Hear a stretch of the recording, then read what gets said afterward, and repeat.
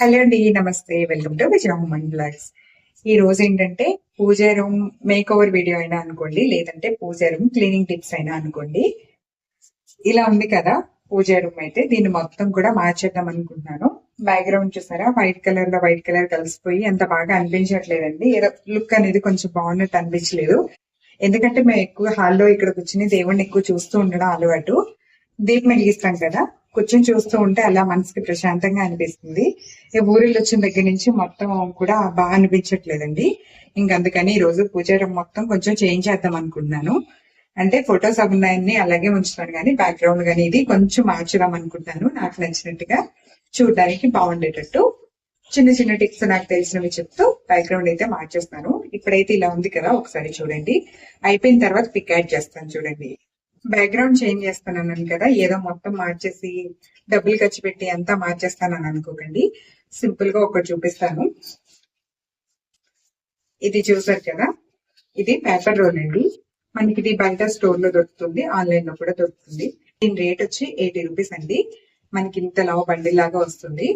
మామూలుగా స్టిక్కర్స్ లాంటివి అయితే మనకి చాలా రేట్ ఎక్కువ ఉంటాయి, ఇవైతే తక్కువలో ఉంటాయి. మామూలుగా మనం పూజ పీఠ మీద న్యూస్ పేపర్స్ ఎక్కువ ఇస్తుంటాం కదా, దాంట్లో ఏంటంటే ఎలాంటి వార్తలు పడితే అలాంటి వార్తలు ఉంటాయి కాబట్టి అవి దేవుడి దగ్గర వేయడం అంత కరెక్ట్ కాదని నాకు అనిపిస్తుంది. అందుకని నేను ఇలాంటి రోల్ ఒకటి తెచ్చి పెట్టుకున్నాను.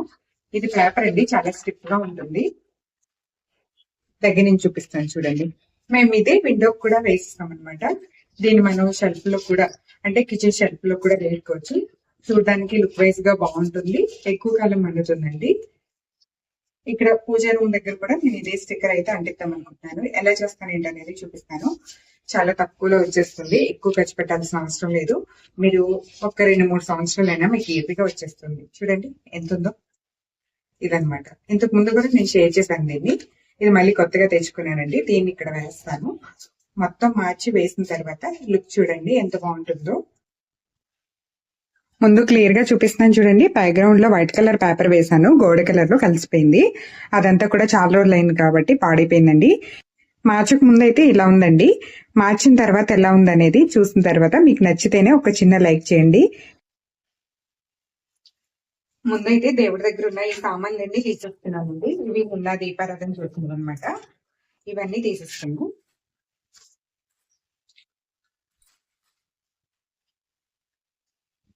తప్పక నా పూజ రూమ్ ఎప్పుడు క్లీన్ గానే ఉంటుందండి. నేను ఎప్పటికప్పుడు నీట్ గా సర్ది పెట్టుకుంటాను. కాకపోతే ఒక్కొక్కసారి ఏంటంటే ఏదో కండిపోయినట్టుగా అనిపిస్తూ ఉంటుంది. అలాంటప్పుడు మొత్తం ఇలా మార్చి పెట్టుకుంటే కొంచెం కొత్తగా కనిపిస్తుంది. ఇలా మార్చేసి మళ్ళీ కొత్తగా సర్ది పెట్టుకున్నాం అనుకోండి, చూడ్డానికి బాగుంటుంది, చాలా చక్కగా అనిపిస్తుంది. ముందైతే దేవుడి దగ్గర ఉన్న దీపాలు, ప్రమిదలు, నిన్న పెట్టిన పువ్వులు ఇవన్నీ కూడా తీసేసుకున్నానండి. ఇక తర్వాత వచ్చి చిన్న చిన్న ఫోటోలు, విగ్రహాలు ఇవి ఉంటాయి కదా, అవి తీసుకున్నాను. తర్వాత ఇలా బేసినీలోకి పెద్ద ఫోటోలు ఇవన్నీ కూడా జాగ్రత్తగా తీసి పెట్టుకుంటున్నాను. ఏంటంటే గ్లాస్ అది ఉంటుంది కాబట్టి కొంచెం జాగ్రత్తగా తీసి పెట్టుకుంటే వీటిలన్నిటినీ కూడా క్లీన్ చేసి మళ్ళీ మనం ఇక్కడ పెట్టుకోవచ్చండి. సపరేట్ గా పూజ గది లేదు కాబట్టి ఇలాగా టేబుల్ మీద అయితే మేము పెట్టుకున్నాము. మామూలుగా పూజ గది అది ఉంటే కొంచెం పెట్టుకోవడానికి ప్లేస్ అనేది ఎక్కువ ఉంటుందండి. ప్లేస్ లేకపోబట్టి ఇలాగా టేబుల్ మీద పెట్టేసరికి కొంచెం ఉన్న దాంట్లోనే అడ్జస్ట్ చేసుకుని జాగ్రత్తగా పెట్టుకోవాల్సి వస్తుంది అనమాట. రెంటెడ్ హౌస్ అన్నాక ఇలాంటివన్నీ తప్పవు కదా. ఇంకా ఉన్న దాంట్లోని కొంచెం మనకి నచ్చినట్టుగా చూడడానికి బాగుండేటట్టుగా సర్ది పెట్టుకున్నాం అనుకోండి, మన మనసుకు కూడా ప్రశాంతంగా అనిపిస్తుంది. పూజ రూమ్ అనేది సపరేట్ లేదు, మేమైతే హాల్లోనే పెట్టుకున్నాం కాబట్టి ఇంకా హాల్లో కూర్చున్న ప్రతిసారి దేవుడి వైపు అలా చూస్తూ ఉంటే, దీపం వెలుగుతూ ఉంటే చాలా బాగుంటుందండి. అందుకని నాకు కళ్ళకి అందంగా కనిపించేటట్టు కొంచెం ఎప్పుడు నీట్గా ఉండేటట్టు సర్ది పెట్టుకుంటాను. ఇక్కడైతే ఫోటోలన్నీ తీసి వెనకాల అంటించిన పేపర్ ఉంది కదా వైట్ కలర్ది, అది కూడా తీసానండి. నేను అది అతికించి కూడా చాలా రోజులు అయిపోయింది. నేను అది ఎందుకు వేసాను, గోడకల్లా పెట్టేసుకోవచ్చు కదా ఫోటోలు అంటే, అది వేయడం వల్ల మనం గోడ దగ్గర ఫోటోలు పెట్టి పైన పువ్వులు కానీ పసుపు కుంకం కానీ ఏదన్నా తగులుతుంది కదండి, అవి అంటుకుని గోడలు పాడవకుండా ఉంటాయి. అందుకోసమని అలా కవర్ వేసి పెట్టుకున్నాను అనమాట. కవర్ కాదులేండి, అది పేపరే, మామూలు నార్మల్ పేపరేనండి. ఇది వేయడం వల్ల మనం ఏమైనా పువ్వులు పెట్టి అవి వాడిన తర్వాత ఏమైనా మరకలైనా కూడా పేపర్కి అంటుకుంటాయి, కానీ గోడకి అంటుకోకుండా ఉంటుంది. రెంటెడ్ హౌస్ అనే కాదండి, మన ఓన్ హౌస్ అయినా సరే మరకలు అవి పెట్టుకోకుండా ఉంటాం కాబట్టి కొంచెం ఇలాంటి చిన్న చిన్న టిప్స్ ట్రై చేస్తే గోడలు అవి పాడవకుండా ఉంటాయి అన్నమాట. చూడడానికి కూడా బాగుంటుంది. ఈ రోల్ అయితే చాలా బాగా యూజ్ అవుతుందండి. కిచెన్లో కానీ, హాల్లో, షెల్ఫ్స్లో కానీ, ఇలా దేవుడి దగ్గర కానీ ఎక్కడైనా సరే వాడుకోవచ్చు అనమాట. రోల్ చూసారు కదా ఎంత పెద్దగా ఉందో, ఒక 80 రూపీస్లో ఇంత పెద్దది వచ్చిందండి. మనం ఆన్లైన్లో కొంటే కొంచెం రేట్ అయితే ఎక్కువ ఉండొచ్చేమో, కానీ మామూలుగా స్టోర్లో తీసుకుంటే మాత్రం 80 రూపీస్ అలా మాత్రమే పడుతుందండి. మీకు ఐడియా ఉండే ఉంటుంది. ఇప్పుడంటే బఫెట్ భోజనాలు వచ్చాయి, కానీ ఒకప్పుడైతే చక్కగా టేబుల్స్ వేసి భోజనాలు పెట్టేవారు కదా, వాటి మీద వేయడానికి ఇలాంటి పేపర్స్ వాడేవారు అనమాట. మీరు వెళ్ళి స్టోర్లో తీసుకోవాలన్నా కూడా మనకి పేపర్ ప్లేట్స్ లేదంటే వాటర్ గ్లాసులు ఇవి అమ్ముతారు చూసారా, అక్కడికి వెళ్ళి అడిగితే దీంట్లో మీకు చాలా కలర్స్ చూపిస్తారండి. మనకి నచ్చిన కలర్ చూసి తెచ్చుకోవచ్చు. అంటే బాగా డార్క్ కలర్ కంటే కూడా కొంచెం ఇలా లైట్ కలర్స్ ఉన్నవైతే చూడడానికి బాగుంటాయి. షెల్ఫ్లో కూడా చాలా రోజుల వరకు మన్నుతున్నాయండి.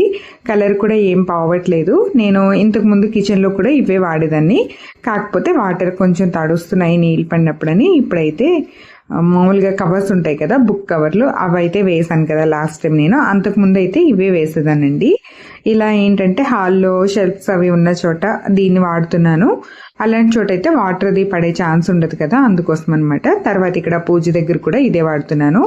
ఇంతకు ముందు ఏంటంటే పూజ రూమ్లో మామూలుగా న్యూస్ పేపర్లు అవి వేసేయడం అది అలవాటు అయిపోయేది. కాకపోతే దాంట్లో మంచి వార్తలు ఉంటాయి, చెడు వార్తలు ఉంటాయి కదా, ఇక అవన్నీ ఎందుకని చెప్పి తర్వాత క్లాత్ వేయడం మొదలు పెట్టాను. నాకు వీలైనప్పుడు క్లాత్ వేసుకుంటూ ఉంటానండి, లేదంటే ఈ పేపర్ వేసేసుకుంటూ ఉంటాను. ఇదైతే నాకు చాలా వరకు యూజ్ అయిందని చెప్తున్నాను. తర్వాత వెనకాల ఇలా కొంచెం మెజర్ చేసుకుని అంటించేసాను. ఇంతకుముందు కిచెన్లో వేసినప్పుడు కూడా చాలా మంది దాన్ని ఎలా అంటించారక్క అని చాలా మంది కామెంట్లో అడిగారు కదండి. మనకి సెల్లో టైప్ ఉంటుంది కదా, దాంతో అంటిస్తే సరిపోతుందండి. అది మామూలుగా మళ్ళీ మనం తీసేసుకోవచ్చు. గోడలకు కూడా ఏమి పొట్రాలిపోవడం అలాంటిది ఏమి ఉండదు, ఈజీగా రిమూవ్ చేసేసుకోవచ్చు అనమాట. ఇక తర్వాత అక్కడ పేపర్ వేసేసిన తర్వాత ఫోటోలన్నీ తీసాను కదండి, అవన్నీ కూడా క్లీన్ చేసుకుంటున్నాను అనమాట. కొంచెం మంచినీళ్ళల్లో కొద్దిగా కాశీ గంగు ఉన్నాయి నా దగ్గర, అవి వేసుకుని దాంట్లోనే కొద్దిగా పసుపు వేసేసి ఒక మెత్తటి క్లాత్ తీసుకున్నాను. ఆ క్లాత్ కొంచెం తడుపుకుంటూ తుడిచి ఆ తడిపోయే వరకు మామూలుగా మళ్ళీ పొడి క్లాత్తో ముందు వైపు వెనక వైపు కూడా తుడిచి పెట్టుకుంటున్నాను. ఏంటంటే అప్పుడప్పుడు తీస్తూ ఉంటేనేనండి బొద్దింకలు అవి చేరకుండా ఉంటాయి. తీయకుండా అలా ఉంచేసామనుకోండి వెనకాల బొద్దింకలు, బల్లులు ఇలాంటివన్నీ చేరి ఫోటోలు కూడా పాడు చేస్తాయి అనమాట. కొంచెం నెలకు ఒకసారైనా తీసి ఇలా సర్దుకుని చక్కగా తుడుచుకుని పెట్టుకుంటుంటే బాగుంటుంది. తర్వాత గంధము కుంకుమతో బొట్లు అయితే పెట్టుకుంటున్నాను. అన్ని ఫోటోలకు కూడా ఇలాగే రెడీ చేసి పెట్టుకున్నానండి. ఇలా అన్నీ చేసుకున్నప్పుడు చాలా ప్రశాంతంగా అనిపిస్తుంది. అలాగే పూజ రూమ్ కూడా చాలా చక్కగా ఉంటుంది కదా. నేనైతే కనీసం నెలకు ఒకసారైనా చేస్తూ ఉంటాను. అమావాస్య వెళ్ళిపోయిన తర్వాత ఎక్కువగా చేస్తూ ఉంటానండి. ఇంకా తర్వాత చిన్న చిన్న విగ్రహాలు అవి ఉన్నాయి కదా, ఈ వెంకటేశ్వర స్వామివారి విగ్రహం జాగ్రత్తగా కడిగి పెట్టుకున్నాను. తర్వాత తడి లేకుండా చక్కగా క్లాత్తో తుడిచేసుకుంటున్నానండి. తుడిచిన తర్వాత స్వామివారికి కూడా కొంచెం గంధము కుంకుమతో బొట్టు అవి పెట్టుకున్నాను, అమ్మవారికి కూడాని. ఇలా అన్నీ కూడా ఫోటోలు అన్నీ కూడా శుభ్రపరచుకుని పక్కన పెట్టుకున్నానండి. ఇప్పుడు ఇంకా పేపర్ వేసాను కాబట్టి ఇక్కడ సర్దేసుకుంటున్నాను.